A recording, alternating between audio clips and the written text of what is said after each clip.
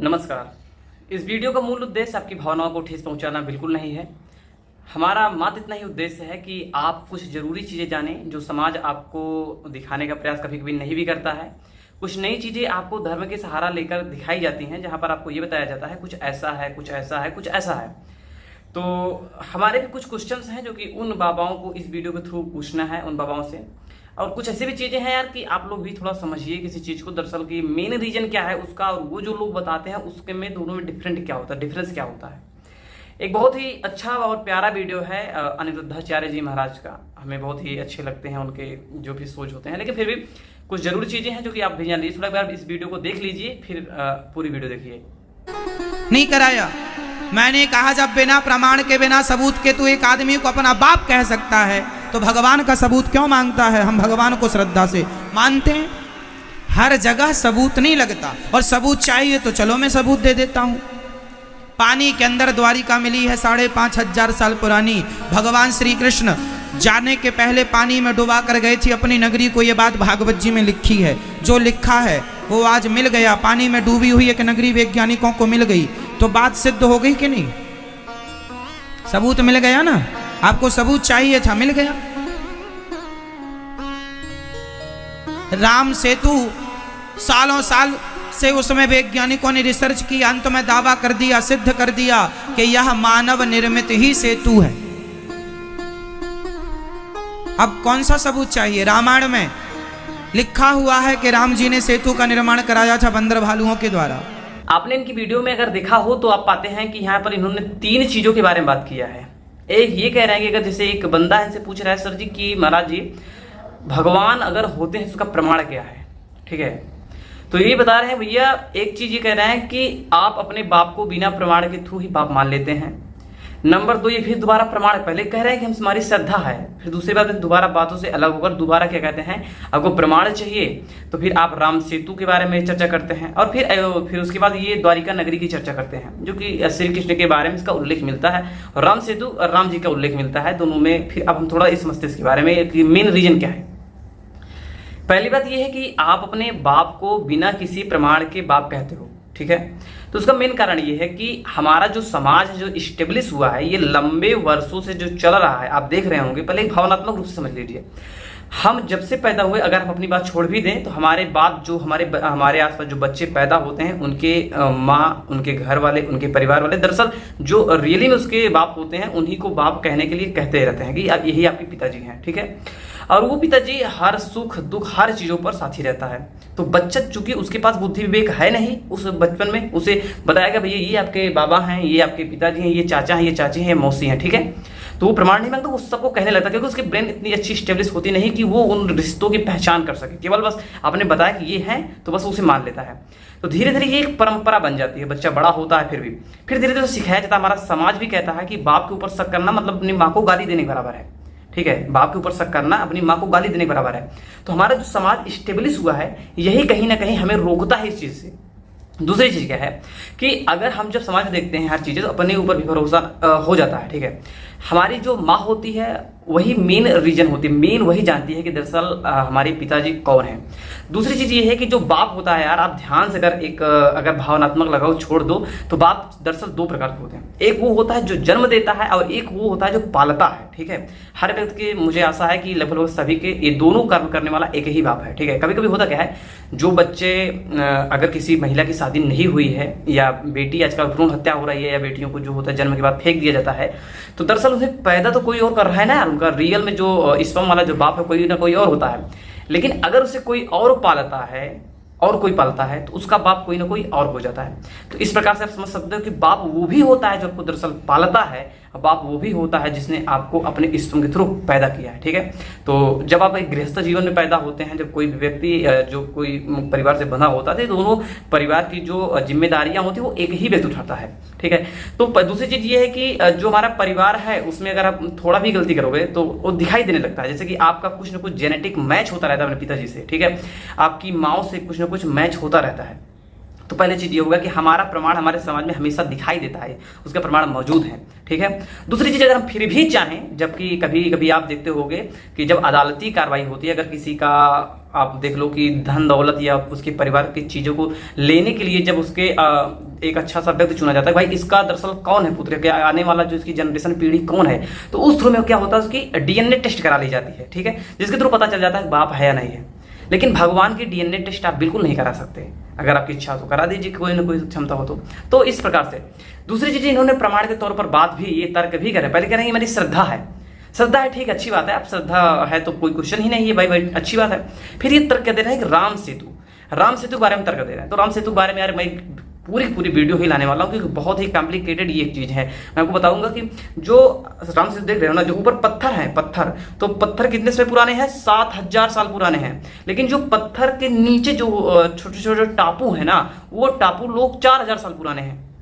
अब बताइए, मतलब वो टापू बाद में आए हैं और वो पत्थर पहले से मौजूद है जहां पर, लेकिन और उसकी जो बनावट है ना यार, इतनी वैज्ञानिक प्रवृत्ति से बनाई गई, इतनी वैज्ञानिक प्रवृत्ति से बनाई गई है कि उसकी जो पूरी वीडियो लाएंगे तो क्लियर समझाएंगे। फिलहाल उसकी एक रिपोर्ट है हमारे पास, जो कि इंडियन एक्सप्रेस, जो कि भारत की एक बहुत ही अच्छी और प्रतिष्ठित अखबार है, उसमें एक लेख है, अगर मैं आपको दिखाना चाहूंगा। इसमें क्वेश्चन क्या पूछा गया है, क्या राम सेतु का कोई प्रमाण है। तो अगर आपको बिल्कुल ध्यान से, खैर दिख नहीं रहा होगा, मैं इसे स्क्रीनशॉट सेट कर दूंगा। यहाँ दिखाई दे रहा है कि 2007 में भारतीय पुरातत्व सर्वेक्षण ASI की एक रिपोर्ट में कहा गया है कि राम सेतु एक प्राकृतिक संरचना से ज्यादा कुछ नहीं है।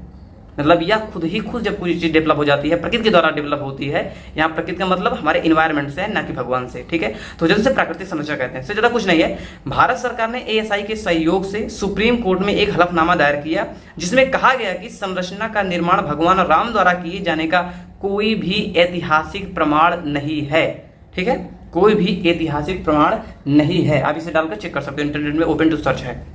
दूसरी चीज क्या है, अभी महाराष्ट्र क्या कहते हैं कि भैया जो द्वारिका नगरी है, द्वारिका नगरी 5000 साल पुरानी, वो कहाँ है, आज समंदर के अंदर डूबी है, उसे वैज्ञानिकों ने पाया है।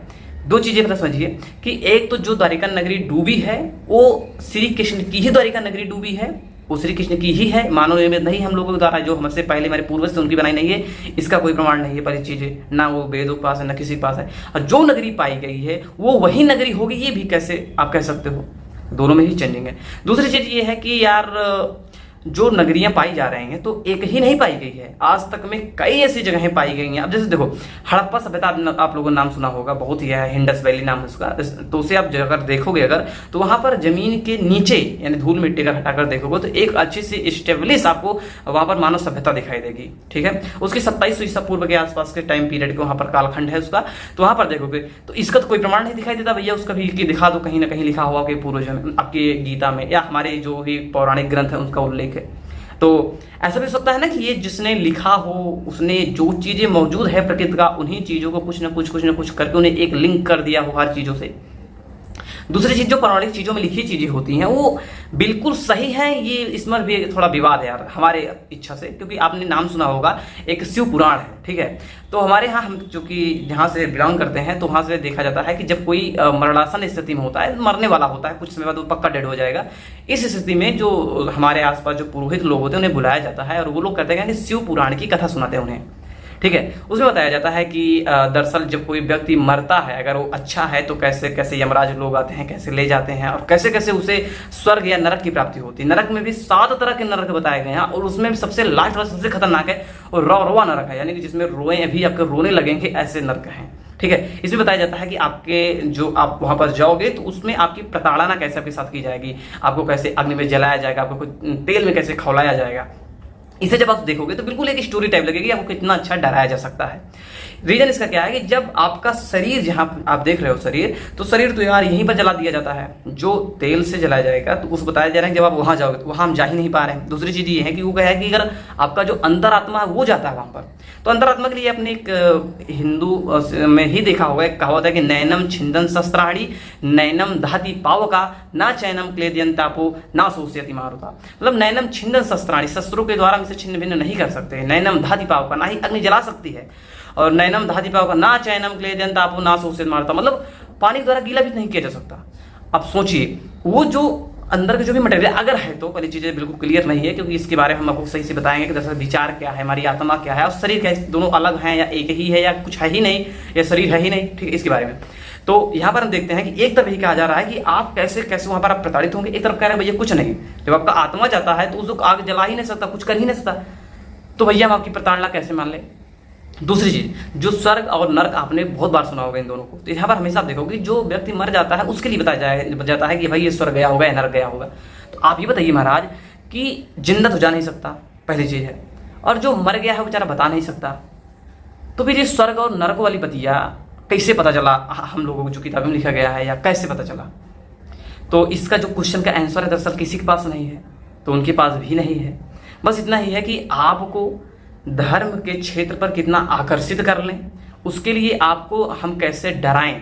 कभी कभी होता क्या है कि जो पुरुषार्थ पर भरोसा रखने वाले व्यक्ति कहते हैं कि हम अपने बल पर सब कर लेंगे, यहाँ पर जो भी हम जिसके योग्य हैं हम कर लेंगे, अब उसको कैसे ये बनाएं। तो उसके लिए एक नई कल्पना होती है कि भैया स्वर्ग और नरक की, जब आप यहाँ नहीं रहोगे वहाँ जाओगे तो वो भगवान वहाँ पर दंड देंगे। काहे दंड देंगे? आपने कई बार भगवान के बारे में एक और बढ़िया मिथ सुना होगा कि यार हमें किसी की हत्या नहीं करनी चाहिए, पाप नहीं करनी चाहिए, नहीं आप जैसा करोगे वैसा ही फल पाओगे। एक बढ़िया सा बताइए हमें छोटा सा, हिरन आपने देखा होगा, बारहसिंगा देखा होगा, जिसका शिकार शेर, तेंदुए, चीता लोग करते हैं। आप ही बताइए कि आपकी नज़र में एक हिरन जो कि बिल्कुल शाकाहारी होता है, उसने कभी कोई एक पाप किया होगा? आप बताइए। मेरे अंदाज से सामान्य रूप से कोई पाप नहीं किया होगा जानबूझकर, केवल घास खाता है बेचारा, फिर मर जाता है। उसको शेर बाघ लोग हमेशा खा देते हैं। बताइए अगर हम जो करते हैं अगर उसी का फल पा रहे हैं तो भैया वो तो नहीं कर रहा है, फिर भी कैसे फल पा रहा है। दूसरी चीज, शेर जो होता है या चीता जो होते हैं वो हमेशा किसी न किसी जीव पर निर्भर होते हैं और वो क्या करते हैं, उन्हें खाते हैं। तो यार उन्हें तो कोई खाने वाला कहीं नहीं मिलता जल्दी से। कभी कभी होता है कि जब कहीं लड़ाई झगड़ा होता है, दरअसल ज़्यादातर नहीं होता, बहुत रेयर केस में से आप पाओगे कि उनकी हत्याएं हो जाती हैं, बड़े किसी का सींग हो जाता, गेंडा उंडा का अगर ऐसा लग गया तो, जबकि ये बड़े से बड़े हाथी तक का शिकार कर गिरा देते हैं, तो जो कि अपवाद स्वरूप एक दो मान सकते हैं। बाकी और जबकि जो दूसरों का जो शिकार होता है वो सभी शेर लोग करते हैं। दुनिया में मात्र एक स्पीशीज ऐसी है इंसान, उसको छोड़ दो तो भगवान रूप की कल्पना कोई नहीं करता।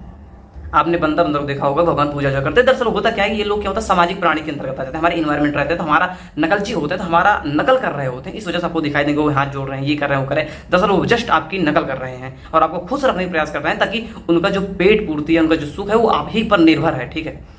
तो हम यहाँ पर पाते हैं एक चीज़ कि भैया सब फालतू की बातें हैं, जो इच्छा कहे वो करिए, जो इच्छा कहे ना करिए, हालांकि अच्छा करिए, थोड़ा इसमें मतलब क्या बुराई है भाई। आपने कई बार देखा होगा कई लोग बहुत ज़्यादा पाप कर लेते हैं, बहुत ज़्यादा गंदा काम करते हैं, कितने लोगों को मार देते हैं। तो वहाँ पर होता क्या है कि उन्हें कुछ नहीं होता, अगर मान लो सरकार उनके पक्ष में उन्हें कुछ नहीं होगा। आपने कई नेताओं को देखा होगा जिनका बैकग्राउंड बेहद ही गंदा है, बहुत ही माफिया टाइप के रहे हैं, कई हत्याएं कराए होंगे, कई घर लुटवाए होंगे, कई बहन बेटियां भी हो सकता है कि उन्होंने गंदा काम किया हो, लेकिन जब एक अच्छे स्टेज पर आ जाते हैं, अच्छा जगह पर आ जाते हैं, समझ लीजिए उनको पूरा जिंदगी फ्री है, सरकार उन्हें इतनी सिक्योरिटी दे देती है, पूरी जिंदगी जहाज से घूमो, सब कुछ फ्री है, बिजली है, पानी है, A to Z चीज़ें फ्री कर देता है, तो उनके लिए दुख कहाँ है भैया? जो जैसा करता है फल पा ही नहीं रहा है। अगर भगवान होता है, अगर मान लीजिए अगर होता है या नहीं, दुनिया में कोई नहीं जानता अगर है या नहीं है, ठीक है। अगर होता तो जो निर्भया हत्याकांड हो रहा था उसमें पक्का एक आध बार तो पक्का भगवान से कही हुई होगी। द्रौपदी के बुलाने पर बताया जाता है कि भगवान श्री कृष्ण दौड़ते चले आए थे, भैया उसके बुलाने पर काहे नहीं आए। कितनी बार आपने देखा होगा कि महिलाओं के साथ दुराचार होता, काफी ज्यादा मात्रा में होता चला जा रहा है, इंडिया नंबर 1 पर आ गया है इन सब चीजों में, ऐसा कहा नहीं होता। तो ऐसे कई साइंटिफिक रीजन हैं जो कि आपको बताए जाएंगे विज्ञान से जोड़ करके। दरअसल ये विज्ञान से जोड़कर बस आपको बताएंगे, क्योंकि आप लोग उस पर सर्च नहीं करोगे, ये वो जानते हैं। जब आप सर्च करने के लिए देखोगे, हर चीज़ें सर्च करोगे, गूगल में डालोगे, जो कि नासा की स्टेटमेंट होगी, जो भारत का स्टेटमेंट होगा, सब पढ़ोगे तो आपको समझ में आएगा कि भाई रियलिटी क्या है दरअसल, ठीक है। तो आशा करते हैं वीडियो को पसंद आया होगा, जहाँ से मैं मत पढ़िए। कोई क्वेश्चन है तो आप मुझे ईमेल के थ्रू बता सकते हैं, कमेंट में पूछ सकते हैं। कोई आपकी वीडियो हो जिस पर आपको ये लगता हो यार ये बढ़िया वीडियो, इसके बारे में थोड़ा समझ आइए सर, तो आप उसे मेरे ईमेल पर भेज सकते हो। आशा करते हैं वीडियो पसंद आया होगा तो लाइक करिए, सब्सक्राइब करिए चैनल को और शेयर करिए अपने मित्रों के साथ। तब तक के लिए जय हिंद, वंदे मातरम।